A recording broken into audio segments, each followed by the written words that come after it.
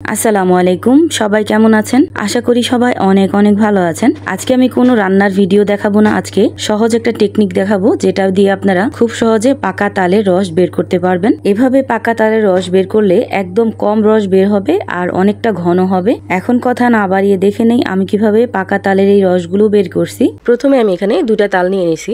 তাল দুইটার আমি খোসা উঠিয়ে ফেলবো। খোসাটা উঠিয়ে চিকলাটাকেও ছাড়িয়ে নিব। আর এই যে মাথার অংশটা আছে এটা আমি চাকু দিয়ে ছাড়িয়ে দিব। আর এইভাবে চাকু দিয়ে আমি সাইডটা ছাড়িয়ে ছাড়িয়ে চিকলাটাকে ছাড়িয়ে নিব। চিকলাটা ছাড়ানোর পরে মাঝখানে যে অংশটা আছে ওইখান থেকে কিছুটা অংশ আমি ফালাই দিব। বিশেষত এই অংশটাই কিন্তু একটু তিতকুরি লাগতে পারে, এজন্য আমি এখান থেকে কিছু অংশ উঠিয়ে ফালাই দিব। এইভাবে আমি দুইটা তালই খুব ভালোভাবে ছিলে নিছি। এখন আমি তাল থেকে রসটি বের করে নেব।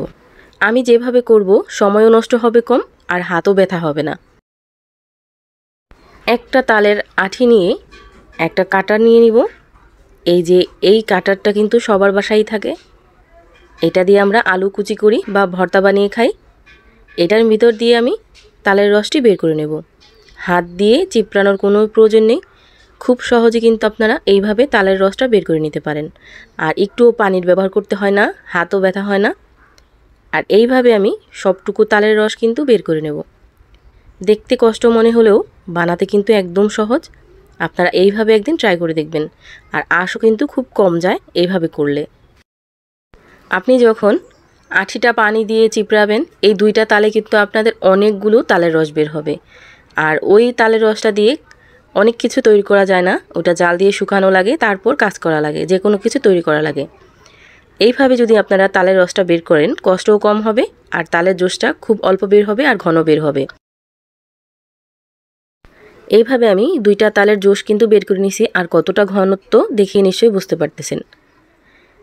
এখন আমি এই তালের যে পাল্পটা বের হয়েছে এটাকে আমি একটা ছাঁকনির সাহায্যে ছেঁকে নেব। যদিও বেশি এখানে আঁশ নেই, তারপরও একটু ছেঁকে তারপর সংরক্ষণ করলে কিন্তু খুব ভালো হয়। এইভাবে আমি দুইটা তালের রস কিন্তু ছেঁকে নিছি। আর এই তো দেখতেই পাচ্ছেন কতটুক তালের পাল্প হয়েছে। এখানে যদি আপনারা পানি দিয়ে আঠিটা পরিষ্কার করতেন তাহলে কিন্তু অনেকগুলো তালের পাল্প বের হতো। এই তো ওই তালের পাল্পটাই আমি একটা শুকনো কন্টেনারে ভরে ডিপ ফ্রিজে রেখে দেব। এইভাবে রাখলে কিন্তু আপনারা বছরের পর বছর আপনারা রেখে খেতে পারবেন। এখন আমি ঢাকনাটা লাগিয়ে ডিপ ফ্রিজে রেখে দেব। আমার এই প্রসেসিং ভিডিওটা যদি আপনাদের কাছে ভালো লেগে থাকে তাহলে অবশ্যই আমার চ্যানেলটা সাবস্ক্রাইব করে দিবেন। আর যদি অলরেডি সাবস্ক্রাইব করে থাকেন তাহলে অসংখ্য ধন্যবাদ। সবাই ভালো থাকবেন, সুস্থ থাকবেন। আল্লাহ হাফেজ।